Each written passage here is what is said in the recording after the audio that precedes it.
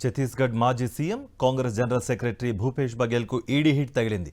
Liquor scam కేసులో బఘేల్ కుమారుడు చైతన్య నివాసంలో ఎన్ఫోర్స్మెంట్ డైరెక్టరేట్ సోదాలు చేపట్టింది. దుర్గ్ జిల్లాలో 15 చోట్ల తనిఖీలు నిర్వహించారు దర్యాప్తు అధికారులు.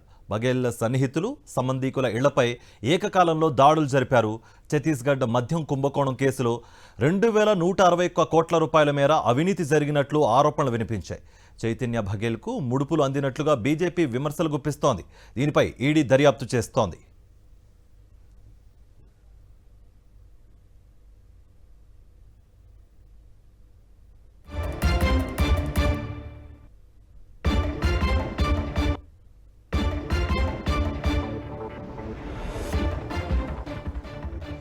ఈడీ సోదాలపై ఎక్స్ వేదికగా స్పందించారు ఛత్తీస్గఢ్ మాజీ ముఖ్యమంత్రి భూపేష్ బఘేల్. కోర్టుకెక్కిన 7 ఏళ్లుగా ఈ తప్పుడు కేసు నడుస్తూనే ఉందని, తాజాగా ఈడీ అతిథులు బిలాయ్ నివాసానికి వచ్చారంటూ పోస్టు పెట్టారు.